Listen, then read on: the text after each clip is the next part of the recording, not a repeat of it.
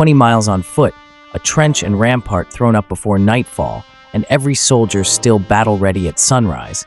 That was a routine day for a Roman legion in the 1st century. No other ancient army matched that blend of endurance, engineering, and iron discipline. Even some modern forces still study their camp-building manuals for tips on field logistics. How did a citizen militia from a scrappy Italian city turn into the juggernaut that could outmarch, outthink, and outfight entire empires? Was the secret hidden in the short, stabbing gladius? In a triplex Auxillaries formation that flexed like a living machine? Or did the real power lie in a culture that forged ordinary farmers into professionals who treated warfare as both science and civic duty? This episode kicks off our Greatest Armies series by slicing open the Roman military engine, layer by layer. We'll follow the evolution from early hoplite phalanx to manipular chessboard, watch veterans reinvent siege warfare with winched catapults, and see how a strict code of rewards and punishments welded thousands of men into one unstoppable fist. Along the way, you'll hear the clang of pilum against shield, trace supply lines that snaked clear across Europe, and witness the political genius that kept legions loyal even when the Senate wavered. By the end, you'll know why opponents feared the eagle standard long before the first sword left its scabbard, and why Rome's military blueprint still echoes in barracks manuals today. Before we dive in, tap like and subscribe for more 4K history documentaries. Your support arms this channel for the next campaign of knowledge. Let's start with historical context, 500 BCE to 476 AD. To understand the Roman army's greatness, we must first traverse the sweeping arc of Roman history. The story begins in the mists of legend, around the 8th century BCE, when Rome was a collection of hillside villages ruled by kings. During this regal period, warfare was a seasonal affair, fought by citizen farmers who traded plows for spears when enemies threatened. By the late 6th century BCE, the monarchy fell, replaced by a republic that would dominate Italy within 200 years. The Republican army, though still citizen-based, began developing the organization and grit that later defined Rome. The pivot to empire in the 1st century BCE marked the army's transformation from a part-time militia into a professional force. Emperors like Augustus centralized military power, creating standing legions stationed at the frontiers. This shift allowed Rome to sustain its vast territories, from the Rhine to the Euphrates. Yet, the empire's very size became its Achilles heel. By the 3rd century AD, external invasions and internal strife strained the military's resources, leading to drastic reforms. The late empire saw heavier reliance on foreign mercenaries and cavalry, a stark departure from the legionary infantry that once ruled the battlefield. Rome's military timeline is a saga of adaptation. Each era, kingdom, republic, empire, faced unique challenges that reshaped its forces. The republic battled rival Italian tribes and Carthaginian generals, while the empire contended with Germanic hordes and Parthian horse archers. Through it all, the army's core ethos endured: discipline above all, unity through shared hardship, and an unrelenting drive to innovate.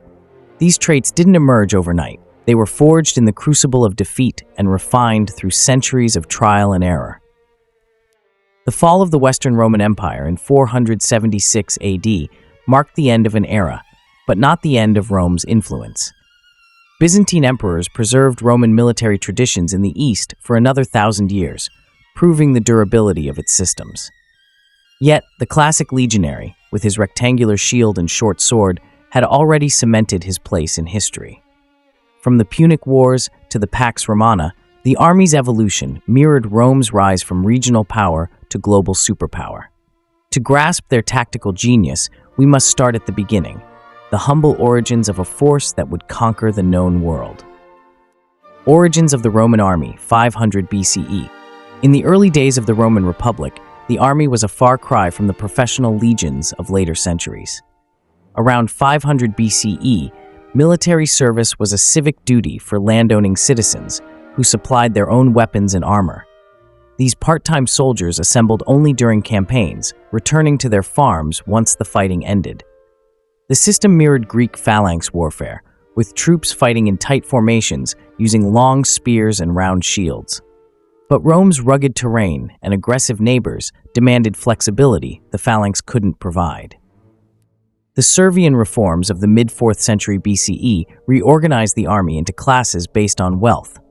The wealthiest citizens, who could afford horses, formed the cavalry, while others served as heavy or light infantry. This structure allowed more efficient mobilization, but retained the militia's limitations. Soldiers still lacked standardized training, and prolonged campaigns strained agricultural livelihoods. Victories against local rivals like the Samnites and Etruscans proved the system's potential, but defeats, such as the sack of Rome by the Gauls in 390 BCE, exposed its fragility. A key weakness was the army's dependence on citizen soldiers' loyalty to their commanders rather than the state. Early legions were often divided along clan lines, with aristocrats leading private contingents. This fostered rivalries that sometimes erupted into civil conflict. However, the system also bred a competitive spirit. Ambitious generals experimented with tactics, learning from both allies and enemies. The Manipular Legion emerged during this period, replacing the rigid phalanx with smaller, mobile units called maniples.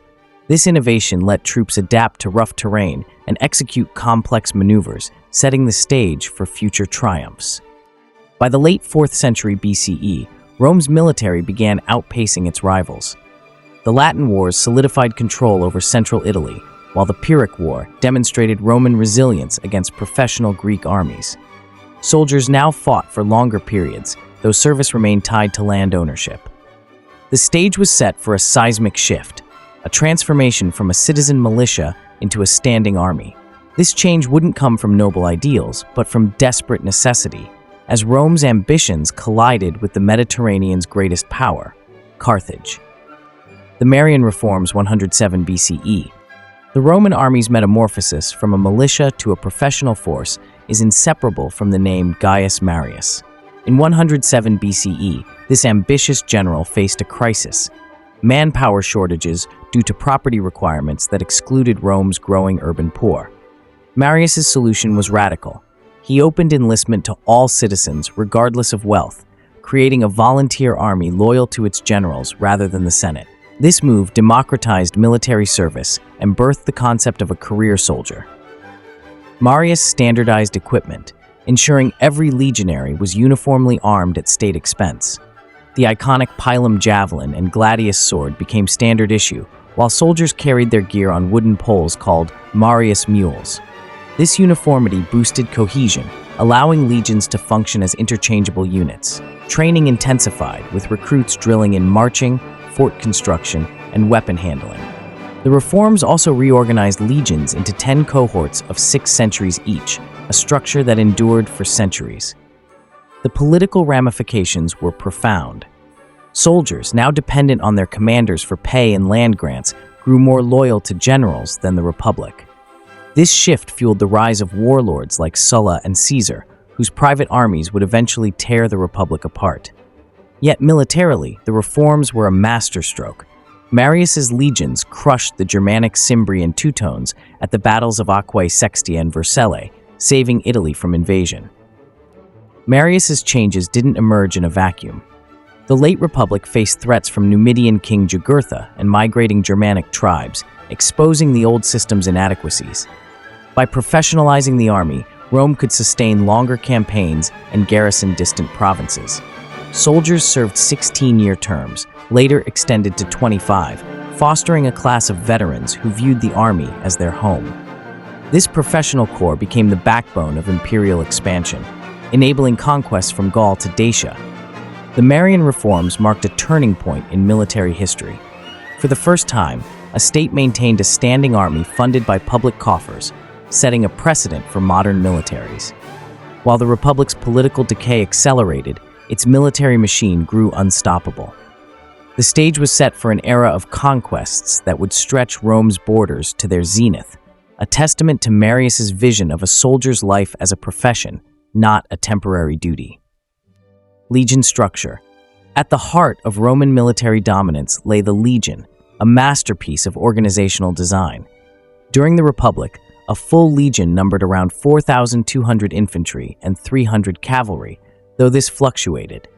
Marius's reforms standardized legions into 10 cohorts of 480 men each, with each cohort containing 6 centuries of 80 soldiers. This modular structure allowed commanders to detach units for specific tasks without compromising the whole. The smallest unit was the Contubernium, a 8-man squad that shared a tent and millstone. 10 Contubernia formed a century, led by a centurion whose authority was absolute. Centuries could operate independently in skirmishes or combine into cohorts for pitched battles. This flexibility let legions adapt to any threat, whether guerrilla warfare in Hispania or phalanx clashes in Greece. The system also facilitated rapid replacements. Losses in one unit didn't cripple the entire legion. Centurions were the legion's backbone, chosen for courage and leadership rather than birth. A seasoned centurion might command a century on the front lines, while senior ones oversaw entire cohorts. Above them stood the legate, a senator appointed by the emperor or senate who commanded the legion. Between them was the camp prefect, a veteran officer handling logistics and discipline. This clear hierarchy ensured orders flowed smoothly from commander to rank and file. The legion's structure also enabled complex maneuvers. During battles, cohorts could form a triplex aces, 3 lines of troops that relieved each other mid-combat. Fresh soldiers replaced exhausted ones without breaking formation, a tactic that outlasted enemies reliant on single charges. Engineers, medics, and artillery crews were integrated into each legion, making it a self-sufficient mobile fortress. No other ancient army matched this blend of specialization and unity. By the imperial era, legions became symbols of Roman power, their numbers and emblems feared across 3 continents. Though the late empire saw legions shrink to 1,000 men or fewer, the core structure persisted.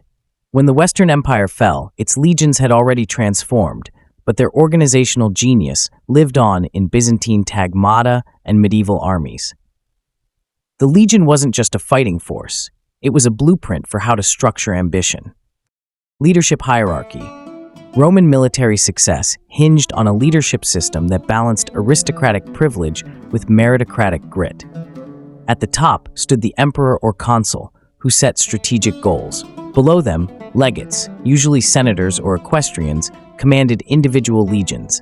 While these high-ranking officers came from elite backgrounds, the real engine of leadership was the centurionate, a corps of career soldiers who earned their stripes through valor. Centurions were the linchpins of discipline and morale.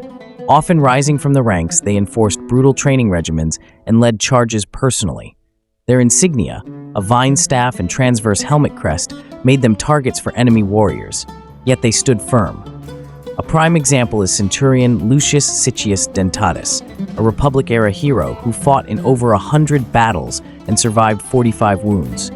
Such men embodied the legion's spirit, turning raw recruits into unbreakable formations. Above the centurions were the primus pilus, the senior centurion of the legion. This role combined battlefield prowess with administrative skill, as the primus pilus advised the legate and managed supplies.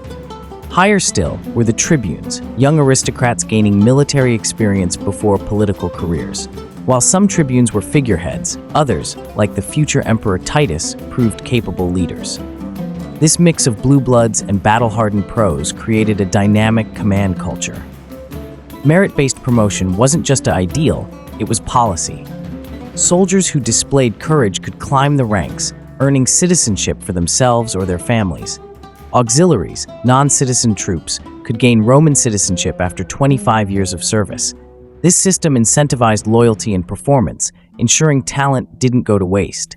Even emperors like Vespasian, who rose from humble origins, owed their success to military meritocracy. The hierarchy's strength lay in its balance. Aristocratic legates provided political connections and strategic vision, while centurions handled the gritty reality of combat. This duality let Rome's army function as both a tool of state policy and a brotherhood of warriors. When the system faltered, as when emperors appointed incompetent favorites as generals, defeats followed. But at its peak, the Roman leadership machine was unmatched, turning ambitious youths and grizzled veterans into architects of empire. Recruitment and demographics. Who were the men who powered history's most enduring war machine? In Rome's early days, soldiers were citizen farmers required to serve during conflicts. The Servian reforms tied military service to property classes, limiting the pool to landowners who could afford arms. But as wars grew longer and farms fell into disrepair, this system crumbled. The Marian Reforms of 107 BCE removed property requirements, opening the army to Rome's landless poor, a seismic shift in demographics. Recruits had to be male Roman citizens, initially aged 17 to 46, though later limits stretched to 50. Physical fitness was paramount. Recruits underwent rudimentary medical exams to assess strength and stamina. Once sworn in with the Sacramentum Militare oath, they embarked on a 25-year service term. Pay was modest, 900 sesterces annually under Augustus, but veterans received land grants or cash bonuses, a powerful lure for impoverished citizens. Non-citizens weren't left out. Auxiliary units, composed of allied or conquered peoples, provided cavalry, archers, and skirmishers. These troops earned citizenship after discharge, incentivizing loyal service. By the 1st century AD, auxiliaries made up half the army, their diverse skills filling gaps in the legionary toolkit. Batavian horsemen from the Netherlands and Syrian archers became legendary for their prowess, proving Rome's ability to integrate foreign talent. The army also became a social ladder. For Italians displaced by latifundia estates, enlistment offered steady income and status. Provincials saw it as a path to Roman identity. By the 2nd century AD, over half the legions hailed from outside Italy. This diversity didn't weaken cohesion. Instead, shared training and Latin commands forged a common culture. Soldiers married locally, spreading Roman customs to frontier regions like Britain and Morocco. By the 3rd century AD, recruitment crises emerged. Plagues and wars depleted traditional manpower pools, forcing emperors to enlist barbarians directly into legions. These foederati troops retained their tribal loyalties, eroding the army's Roman identity. Yet, for centuries, the demographic melting pot of the legions had been a strength, blending the empire's peoples into a single, unstoppable force.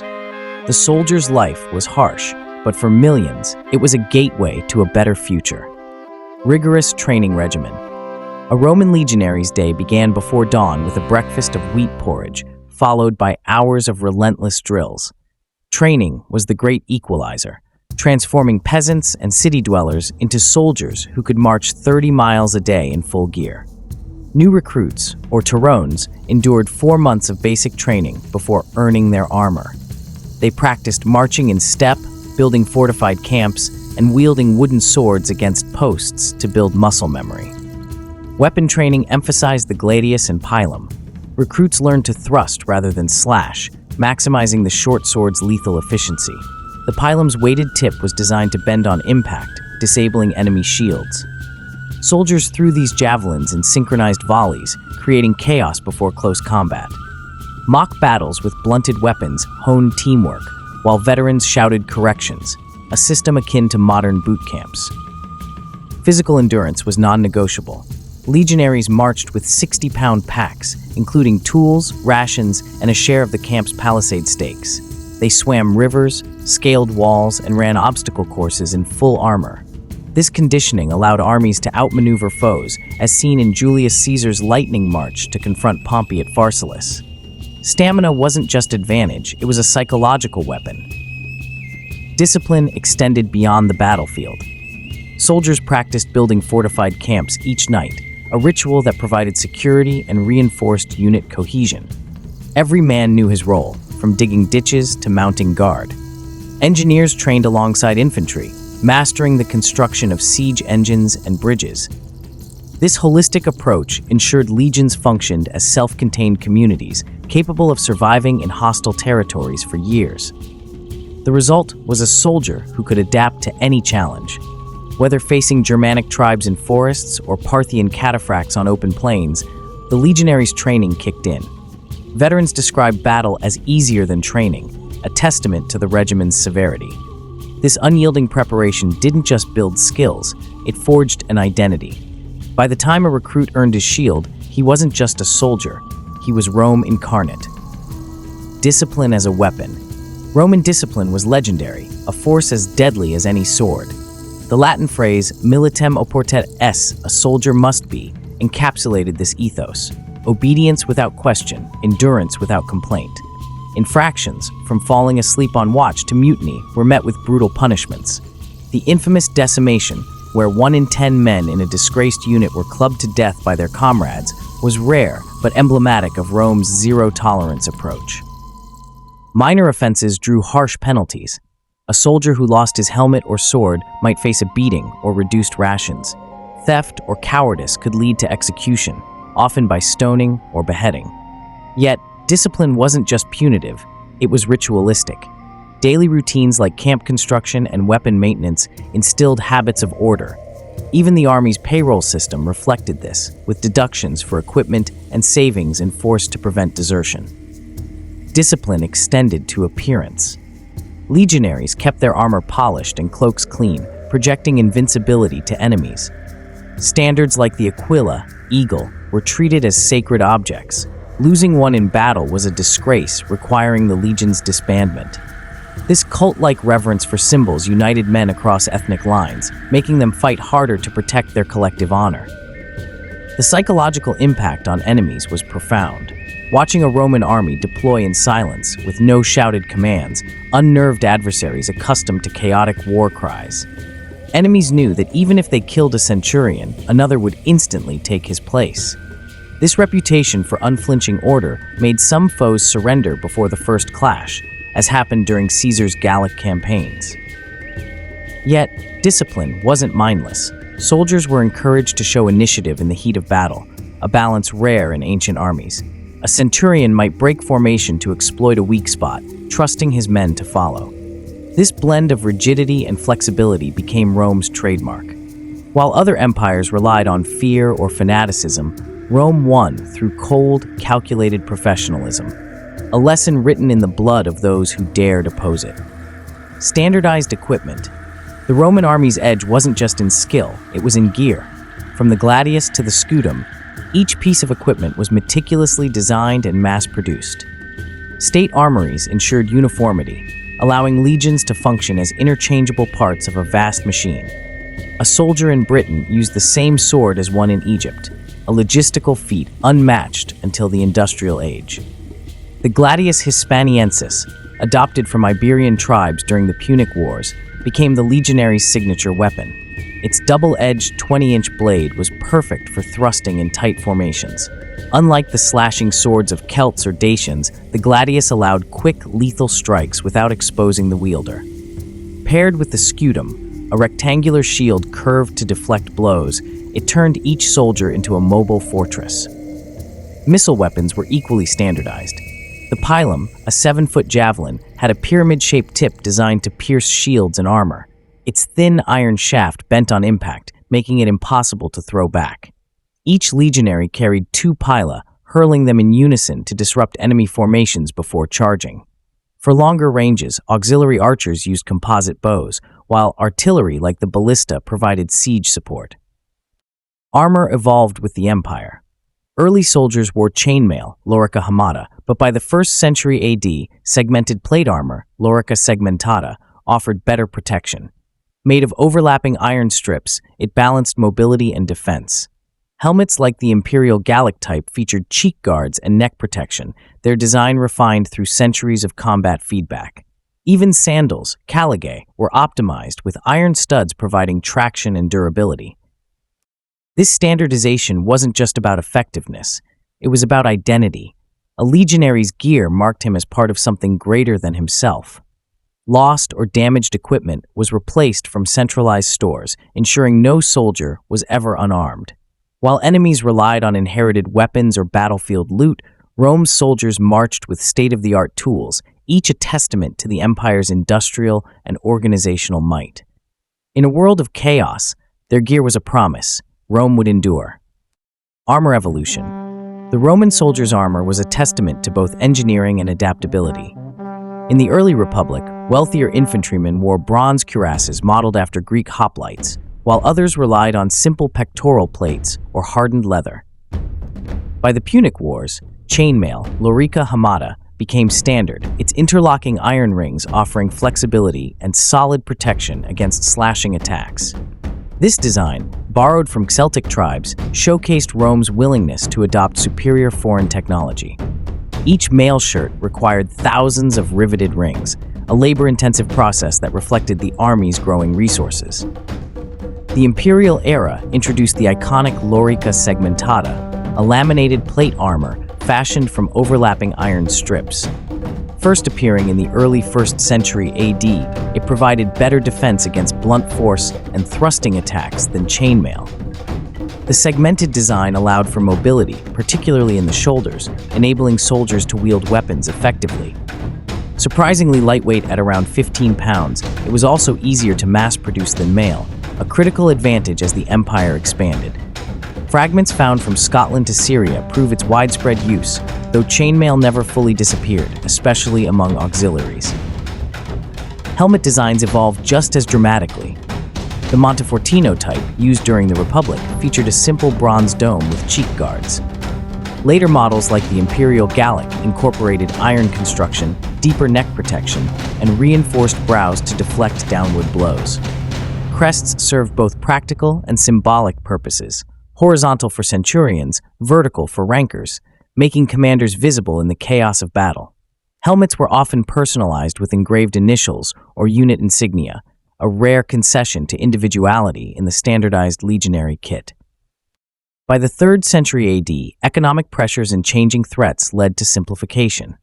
The lorica segmentata faded, replaced by cheaper scale armor, lorica squamata, or reinforced mail.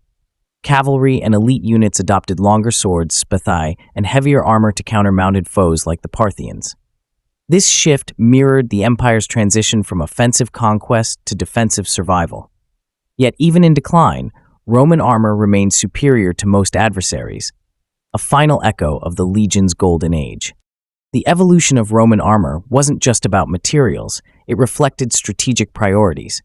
Early Republicans valued individual heroism, hence the Greek-inspired cuirasses. The imperial army prioritized uniformity and logistics, leading to mass-produced segmentata. Late empire troops favored versatility against fragmented threats. Each iteration balanced protection, mobility, and cost, proving that even Rome's metal was a product of calculated thought. Engineering prowess. Rome's engineers were the unsung heroes of its conquests, turning terrain into a weapon. Every legion included skilled builders who could erect a fortified camp in hours, complete with ditches, palisades, and watchtowers. These temporary fortresses allowed armies to operate deep in hostile territory, a practice Julius Caesar perfected in Gaul. But camp construction was just the beginning. Roman siegecraft redefined ancient warfare. Siege engines like the ballista and onager combined precision with brute force. The ballista, a giant crossbow, could launch stone shot or bolts with deadly accuracy over 300 yards. The onager, a torsion-powered catapult, hurled boulders to smash walls or terrorize defenders. These machines weren't just imported, they were built on-site from prefabricated parts carried by mule trains. At Masada, engineers constructed an earthen ramp 70 stories high to breach a mountain fortress, a feat that still astounds archaeologists. Road networks were the empire's circulatory system. Built by military labor, highways like the Via Appia enabled legions to march 25 miles a day, outpacing rivals who relied on dirt tracks. Bridges, often built with innovative floating pontoons, let armies cross rivers swiftly. In Germany, engineers dug canals to supply fleets. In Britain, they drained marshes to create stable ground for forts. This infrastructure wasn't just functional, it was psychological, a constant reminder of Rome's ability to reshape the land itself. Perhaps the greatest testament to Roman engineering was the Dacian Wars. To defeat King Decebalus' mountain strongholds, Trajan's army built massive stone causeways across valleys and diverted rivers to expose enemy hitouts. The Column of Trajan in Rome immortalizes these efforts, showing soldiers constructing forts mid-battle. Such projects required not just skill, but staggering coordination, thousands of men working under enemy fire with hand tools. Engineering gave Rome an edge no barbarian horde could match. While enemies relied on natural defenses, legionaries brought their own. From the Sahara to the Rhine, their ability to dominate landscapes turned war into a science of angles and logistics. The empire's roads, aqueducts, and cities outlasted its armies, proving that Rome's true weapon wasn't the sword, it was the shovel. Testudo Formation. Few images symbolize Roman discipline like the Testudo, or tortoise, formation. This mobile shield wall allowed legions to advance under a hail of arrows or stones without breaking ranks. To form it, frontline soldiers held their scuda edge to edge, while those behind raised theirs overhead, creating a layered canopy. The sides and rear were similarly shielded, turning the unit into an armored box. Historical accounts describe testudos so tight that even horses could walk across them.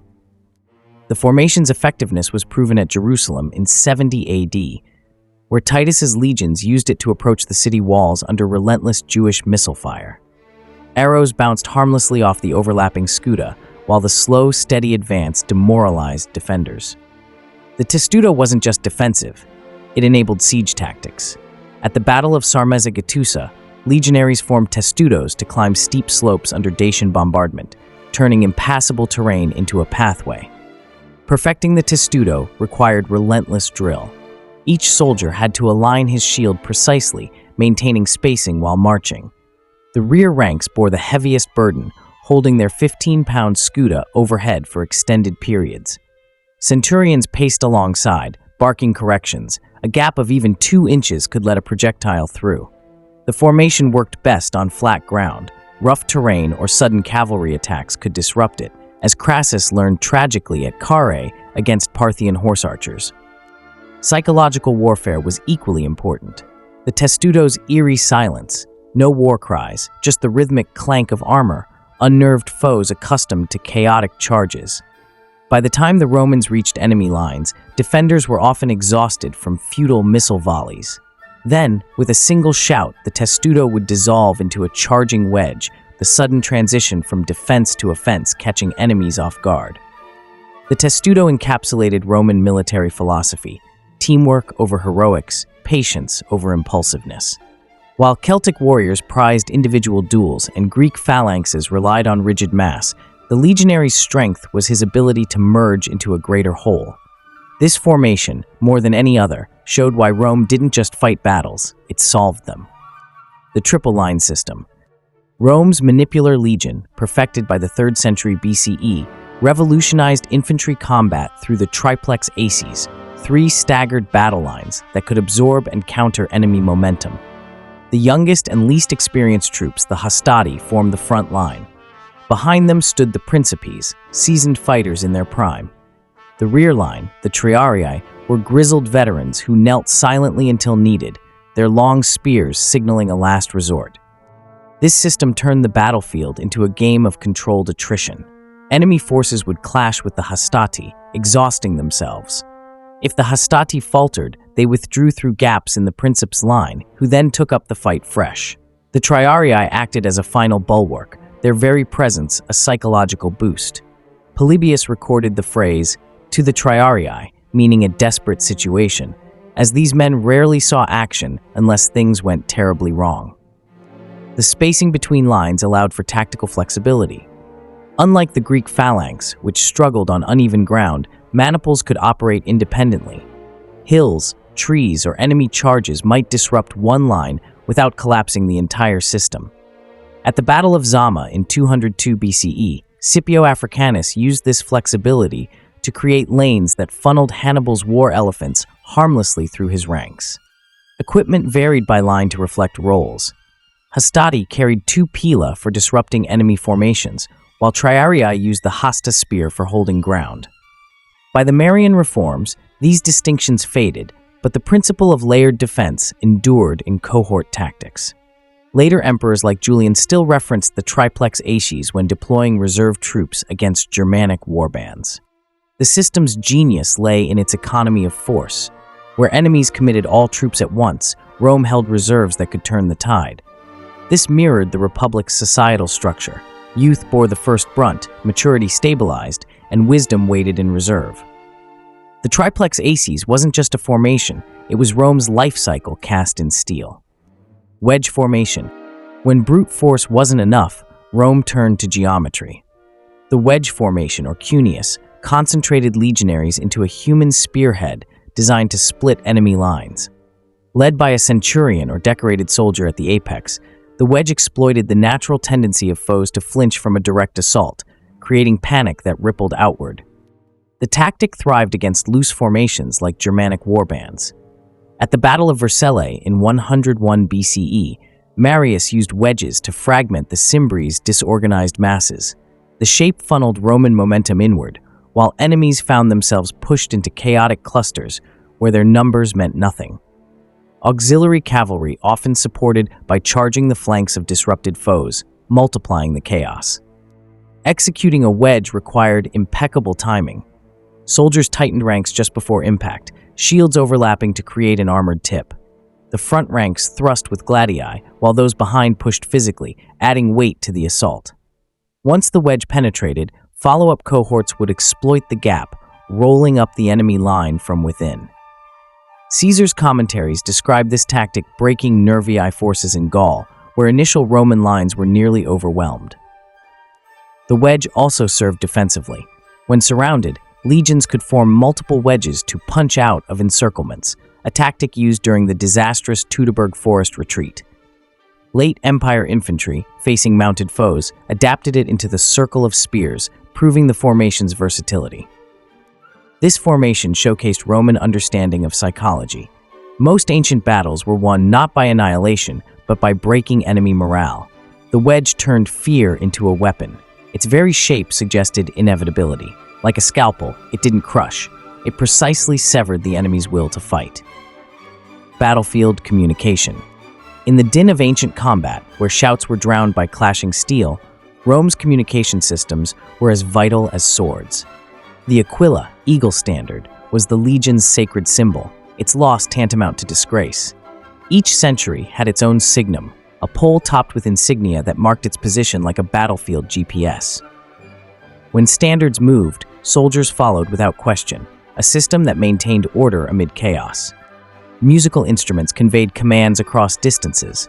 The cornu, a curved bronze horn, signaled advances and retreats with distinct notes. The buccina's sharper blasts marked watch changes and alarms. Veterans learned dozens of calls, from form testudo to cavalry approaching left flank. At the Battle of the Milvian Bridge, Constantine's forces used pre-arranged horn sequences to coordinate a feigned retreat that lured Maxentius's army onto collapsing pontoons. Visual signals supplemented sound. Centurions used their vitus, vine staff, to point directions, while colored pennants on standards indicated formations. Smoke columns by day and fire beacons by night relayed messages between distant units. Trajan's Dacian Wars saw entire conversations transmitted via shield flashes, an ancient form of semaphore. Communication also maintained morale. Before battle, generals gave speeches from elevated platforms, their words relayed through ranks by officers. During lulls, soldiers recited unit chants or banged swords on shields to intimidate foes. The silence of a disciplined advance, broken only by horns, was often more terrifying than war cries. This system's sophistication allowed maneuvers impossible for less organized foes. At Ilipa in 206 BCE, Scipio Africanus secretly repositioned his best troops mid-battle, using silent standard signals, outflanking Carthaginians who relied on shouted orders. In an era before radios, Rome's legions fought with the coordination of a modern army, proving that information, not just iron, won wars. Adaptability. Rome's greatest strength wasn't its armor or formations, it was the ability to learn from defeat. The Punic Wars taught this lesson brutally. At Cannae in 216 BCE, Hannibal's double envelopment annihilated 8 legions, a loss that should have ended Rome. Instead, the Republic studied its failures, adopting elements of Carthaginian tactics while shoring up weaknesses. Cavalry, once a Roman afterthought, gained prominence after encounters with Numidian horsemen.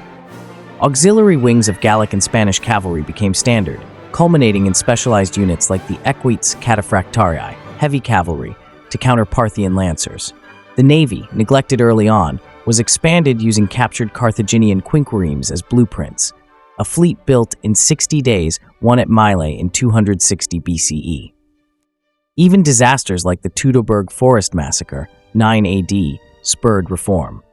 Augustus's generals abandoned heavy armor in Germany for lighter gear suited to forest combat, while border fortifications grew more sophisticated. Emperors like Hadrian prioritized defense in depth over expansion, adapting to an empire stretched too thin. Cultural assimilation was another form of adaptation. Samnite warfare inspired the Manipular Legion. Celtic chainmail became standard issue. Cretan archers and Balearic slingers were recruited as specialists. Unlike rivals who clung to tradition, Rome treated military evolution as survival. This mindset extended to leadership. Scipio Africanus copied Hannibal's tactics to defeat him. Caesar borrowed from Scythian guerrilla warfare in Gaul. By the late Empire, barbarian mercenaries were integrated as foederati, though this eventually backfired. Rome's willingness to change kept it dominant for centuries, proving that the most dangerous weapon is an open mind. Siege warfare mastery. Rome didn't just defeat armies, it devoured cities. The year-long siege of Veii in the 4th century BCE set the pattern: circumvallation, encircling walls, sapping tunnels, and relentless persistence. By the time of Julius Caesar, siegecraft was a science. At Alesia in 52 BCE, his double ring of fortifications, one facing inward, one outward, trapped Vercingetorix's Gauls while repelling relief forces, a masterpiece of engineering and patience. Siege engines were terror weapons as much as practical tools. The Helepolis, a wheeled tower taller than city walls, housed archers and a battering ram. The onager could fling diseased carcasses over walls to spread illness, an ancient form of biological warfare. Sappers dug tunnels to undermine foundations, then collapsed them with burning logs, a tactic used to breach Jerusalem's walls in 70 AD. Psychological warfare accompanied brute force. Siege towers might display captured leaders in cages. Prisoners were sometimes crucified in view of defenders. Conversely, Rome offered generous terms to cities that surrendered, encouraging others to follow suit. Josephus recorded Titus allowing Jewish rebels to leave Masada unharmed if they yielded. They refused, choosing mass suicide instead. The ultimate expression of Roman siegecraft was time. Unlike nomadic armies that raided and moved on, legions could sustain blockades for years. Numantia in Spain held out for 13 months before starvation forced surrender. Cities knew resistance might mean annihilation. Carthage in 146 BCE was razed so thoroughly that salt was plowed into its ruins. This reputation became self-fulfilling. Many cities opened gates at the mere sight of legionary standards, sparing themselves the inevitable. Rome's siege prowess wasn't just about breaking walls, it was about breaking hope, a lesson written in the ashes of 100 cities. Naval innovation. The Corvus. Rome's land-bound origins made naval warfare an afterthought until the First Punic War, 264 to 241 BCE, forced innovation. Facing Carthage's superior fleet, Romans invented the Corvus, a boarding bridge that turned sea battles into land fights. This 12-foot plank with a spike at the end dropped onto enemy decks, locking ships together while legionaries stormed across. The Corvus was crude but devastating. At Mylae in 260 BCE, it helped destroy 44 Carthaginian ships despite Rome's naval inexperience. Marines could now leverage their close combat skills, negating enemy seamanship. However, the device's weight made ships unstable in storms. After several disasters, it was abandoned for more traditional ramming tactics. Later fleets adapted Greek and Egyptian designs, creating hybrids like the Liburnian, a fast galley used against pirates. Augustus's victory at Actium in 31 BCE relied on lighter vessels outmaneuvering Antony's heavier ships. Naval bases at Misenum and Ravenna housed Marines who were essentially legionaries at sea, trained for boarding actions. Rome never loved naval warfare, but it mastered it through pragmatism. The Corvus exemplified this mindset. If you can't outsail them, outfight them. From makeshift bridges to disciplined Marines, the Navy's story was one of turning weakness into strength, a microcosm of the Legion's ethos. Logistics and supply lines. No army marches on an empty stomach, and Rome's logistical network was the hidden backbone of its conquests. Each legionary carried 3 days' rations in his pack, while mule trains and supply ships ensured continuous provisions. Granaries, horea, were built at strategic points like Cologne and York, storing enough grain to feed armies for months. The Annona Militaris system requisitioned food from provinces, creating a flow of wheat, bacon, and wine to frontier bases. This wasn't just convenience, it was strategy. Hannibal learned this bitterly when Roman control of supply lines forced his army to eat acorns in Italy. Road networks allowed rapid resupply even in hostile territory. The Via Militaris stretched 1,000 kilometers from Byzantium to the Danube, wide enough for 2 supply carts to pass. During campaigns, quartermasters, logistikoi, calculated daily needs down to the ounce. Each soldier required 2 pounds of wheat, plus salt, vinegar, and cured meat. Josephus recorded Titus besieging Jerusalem with 60,000 men, consuming 600 tons of food monthly, all delivered via guarded convoys. Field camps included designated areas for bakeries, butcheries, and hospitals.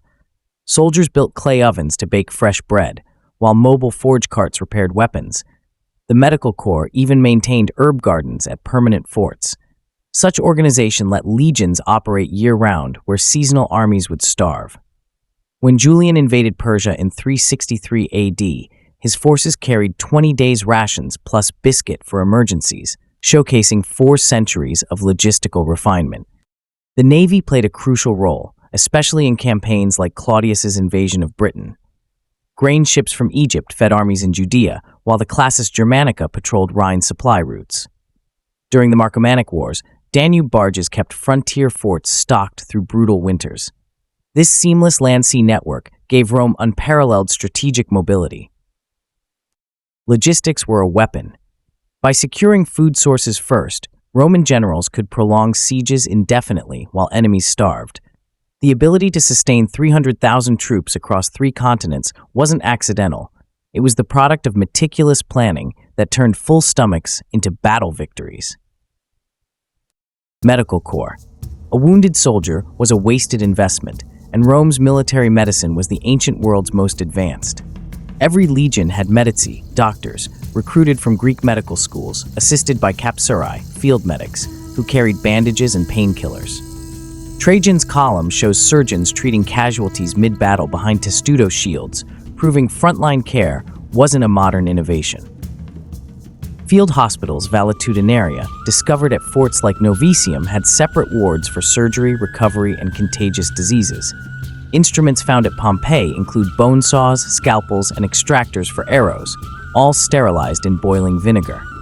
Dioscorides Materia Medica, written for army use, listed 600 herbal remedies from opium poppies for pain to honey for wound disinfection.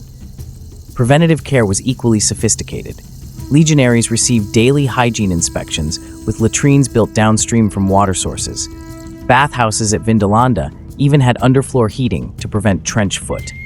Soldiers stationed in malaria zones like the Pontine Marshes took daily doses of wormwood tonic. This focus on health kept campaign mortality rates below 10% from disease, unheard of in other ancient armies. Veterinary medicine paralleled human care. Cavalry horses received specialized treatments recorded in the Hippiatrica texts, while pack mules were fitted with hoof boots for long marches. Even combat injuries were systematically studied. Galen perfected arterial ligatures after working at a gladiatorial school. Rome's medical legacy endured long after the empire fell. Byzantine armies retained Roman-style field hospitals, while medieval Arab scholars preserved surgical texts. The military medicus wasn't just a healer. He was Rome's way of telling its soldiers that their lives mattered beyond the battlefield. Veteran colonies. Retirement for a legionary didn't mean rest. It meant becoming an agent of Romanization. After 25 years of service, veterans received a diploma, bronze discharge certificate, and either 3,000 denarii or land. Augustus established over 100 colonia, like Colonia Claudia Ara Agrippinensium, Cologne, where former soldiers farmed and guarded frontiers. These weren't just rewards, they were strategic settlements that turned warriors into landowners with a stake in imperial stability. Veteran colonies followed precise grids mirroring camp layouts, with forums replacing Principia headquarters. At Timgad in Algeria, archaeologists found a complete veteran city with theaters, baths, and streets aligned to the sunset on the founder's birthday. Such towns became hubs for trade and Latin culture, their very architecture projecting Roman order. Some colonies specialized. The Colonia Julia Equestris at Non housed retired cavalry who bred war horses. Others, like Diultum in Bulgaria, were populated by entire discharged legions, creating instant garrison communities. These men trained local militias and served as reserve forces when barbarians threatened.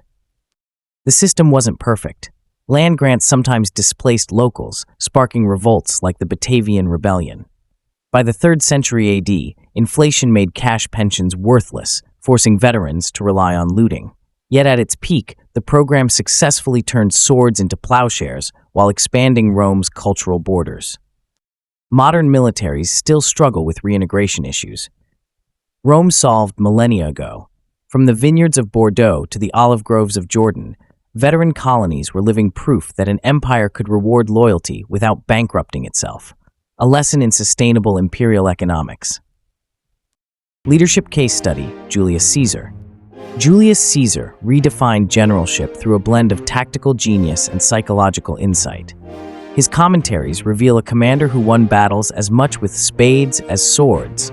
At Alesia in 52 BCE, his dual circumvallation walls, one facing inward, one outward, trapped 80,000 Gauls without a pitched battle. This engineering masterpiece showed Caesar's trademark, making the enemy's strength their weakness by choosing the battlefield.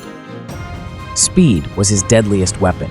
In 49 BCE, he marched a legion 960 miles in 27 days to surprise Pompey's forces in Spain, a pace of 35 miles daily. The Rhine Bridge, built in 10 days in 55 BCE, wasn't just functional, it was psychological theater, demonstrating Rome's ability to cross any barrier. Even his writing served strategy. Published dispatches swayed Roman public opinion while demoralizing foes who read of their impending defeat. Caesar excelled at turning defeats into opportunities. After the disaster at Dyrrhachium, he retreated not to safety but to fertile Thessaly, forcing Pompey to fight at Pharsalus on his terms. His personal bravery was legendary. When standard-bearers hesitated at the Sambre River, he grabbed a shield and charged, shouting, "Jump, soldiers, unless you want to betray your general." Yet his true innovation was in rewards. Caesar doubled legionary pay, shared loot generously, and granted citizenship to worthy auxiliaries. This created fanatical loyalty. The 10th Legion mutinied not for less fighting but more. Such lessons influenced later emperors, though few matched his ability to balance discipline with devotion. Caesar's legacy transcends his assassination. His bridge designs inspired Renaissance engineers, his troop rotations predated Napoleonic corps systems, and his understanding of morale remains studied at West Point. He proved that the greatest weapon isn't an army, it's the mind commanding it. Psychological warfare. Rome mastered the art of winning battles before the first sword was drawn. The sight of legions deploying in silent precision, no war cries, just the rhythmic tramp of cavalry, made barbarian champions' boasts seem childish. Prisoners might be paraded in chains one day, then pardoned the next, keeping enemies guessing. At Masada, the ramp's relentless construction eroded rebel morale as effectively as any assault. Music was weaponized. The deafening Baritus, war chant, adapted from Germanic tribes, was used to intimidate those very peoples. Trumpets blared during night marches to simulate larger forces, while silent advances created eerie tension. After victories, heads of enemy leaders might be displayed on pikes, a practice borrowed from Celts but perfected by Rome.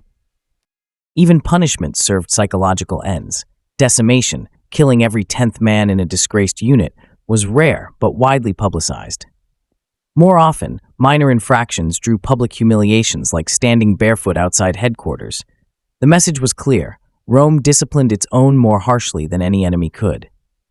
Clever generals exploited cultural touchpoints. In Britain, Claudius brought war elephants to awe tribes who'd never seen them. In Judea, Titus ordered crucifixions facing Jerusalem's walls so defenders would watch their comrades die. Such theatrics weren't cruelty for its own sake. They were calculated to break wills. This mental dominance created self-fulfilling prophecies. By the 2nd century AD, many tribes surrendered upon hearing legionary trumpets, believing resistance futile.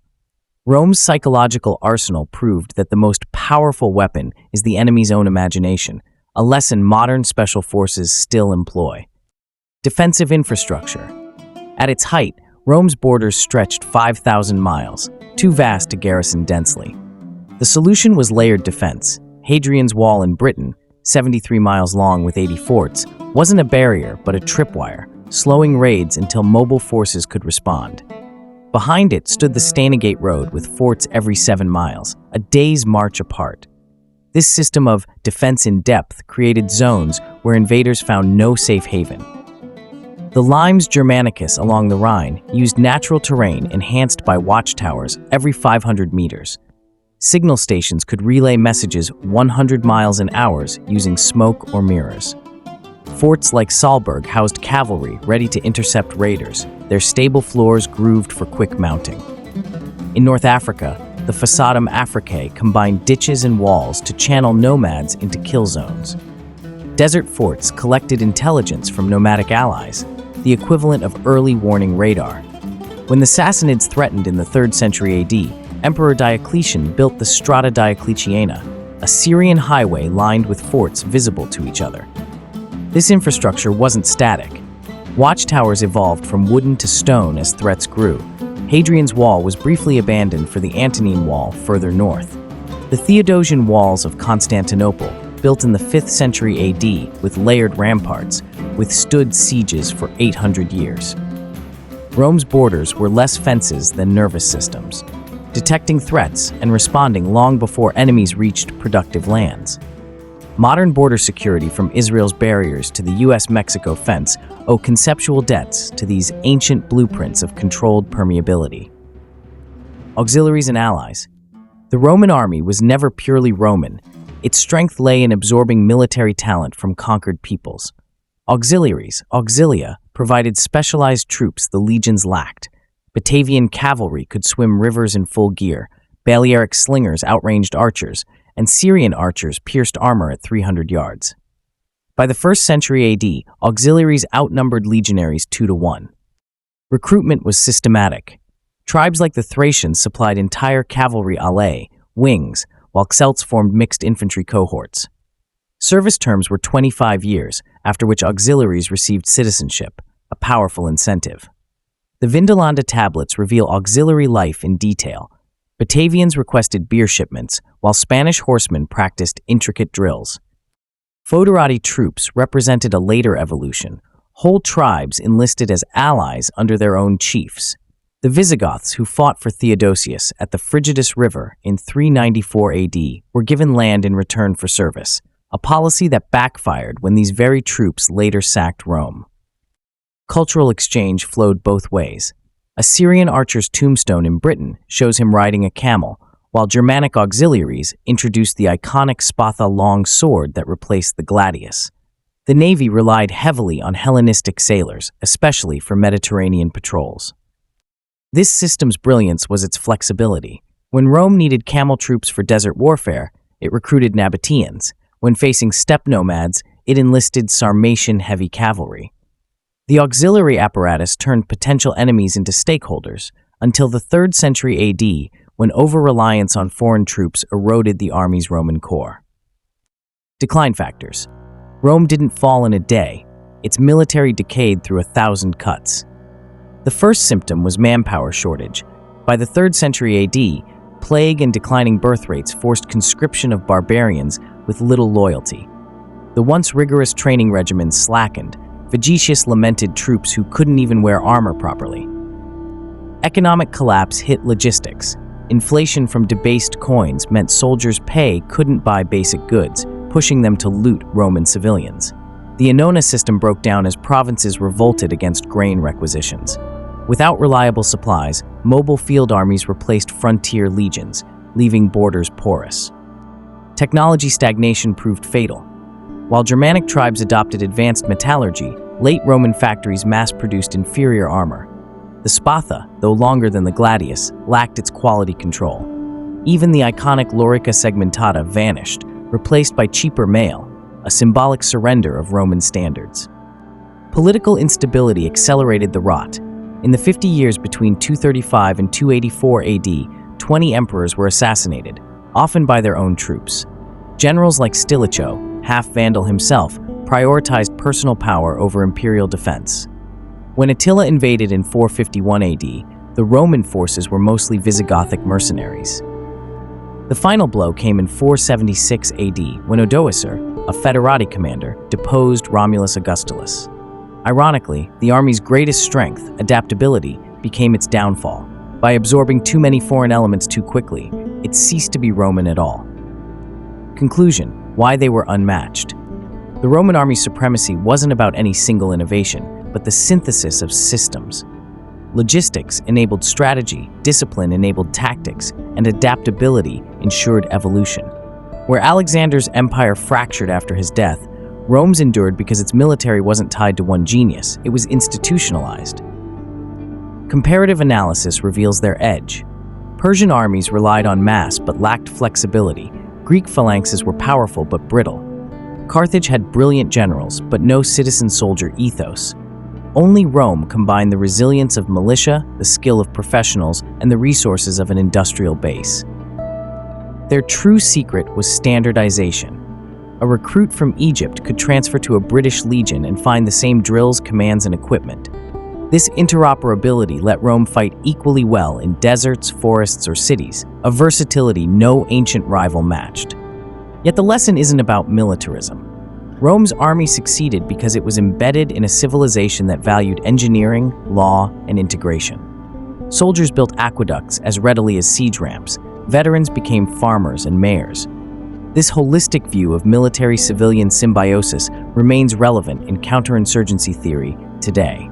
From the shouts of centurions on the Rhine to the clang of hammers in legionary armories, Rome's military machine was humanity's first attempt at large-scale institutional excellence. Its echoes remind us that while empires fall, great ideas, like the citizen soldier, the uniform standard, and the belief that armies should build as well as destroy, never truly die. Don't forget to smash that like button and subscribe to the channel for more interesting 4K history documentaries. See you in the next video.